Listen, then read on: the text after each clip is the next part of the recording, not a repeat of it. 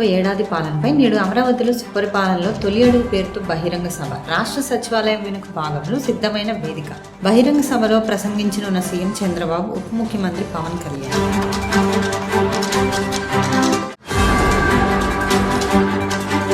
జగన్ వాహన ప్రమాదంలో సింగయ్య మృతి కేసులో కీలక పరిణామం. కొత్తగా BNS 105 49 సెక్షన్లను జోడించిన గుంటూరు పోలీసులు. ఇది హత్య కిందకు రాని నేరపూరిత మానవ వధగా నిర్ధారణ.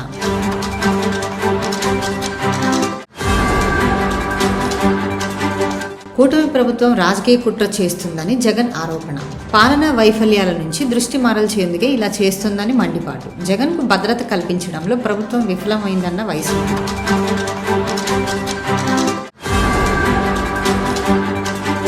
నాలుగు రాష్ట్రాల్లోని 5 అసెంబ్లీ నియోజకవర్గాల ఉప ఎన్నికల ఓట్ల లెక్కింపు ప్రారంభం.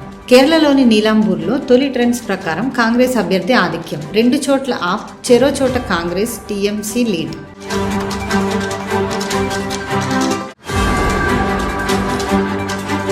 ఇరాన్లోని 3 అణు కేంద్రాలపై అమెరికా వైమానిక దాడులు. నిన్న ఆపరేషన్ మిడ్ నైట్ హ్యామర్ పేరుతో ఈ దాడుల నిర్వహణ.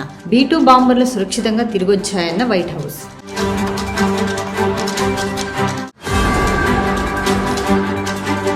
అమరావతి మహిళలకు క్షమాపణ చెబుతూ పోలీసుల విచారణలో కృష్ణంరాజు పశ్చాత్తాపం. జైలు నుంచి వచ్చాక క్షమాపణ వీడియో చేస్తానని వెల్లడి. సాక్షి తన బలహీనతను వాడుకుందని విచారణలో ఆవేదన.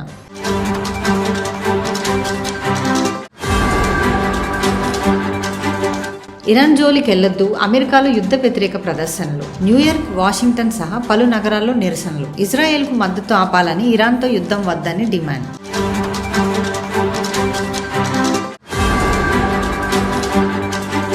ఇరాన్కు అణ్వాయుధాలు అందించేందుకు చాలా దేశాలు రెడీగా ఉన్నట్లు సమాచారం. రష్యా మాజీ అధ్యక్షుడు దిమిత్రీ మెద్వెదేవ్ వ్యాఖ్య.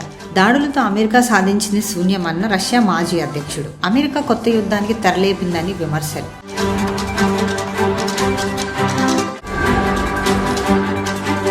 అమెరికా దాడులను తీవ్రంగా ఖండించిన Iran supreme leader Ali Khamenei. శత్రువులు తమ దుందుడుకు చర్యలకు భారీ మూల్యం చెల్లించుకోక తప్పదని వ్యాఖ్య.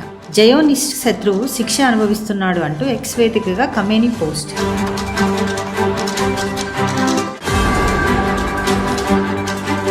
సిరియా రాజధాని డమాస్కస్లోని చర్చిలో రక్తపాత ఘటన. ప్రార్థనల సమయంలో చొరబడి కాల్పులు జరిపిన ఉగ్రవాది. అనంతరం తనను తాను పేల్చుకున్న దుండగుడు. 19 మంది మరణించగా 53 మంది గాయపడినట్లు వెల్లడి.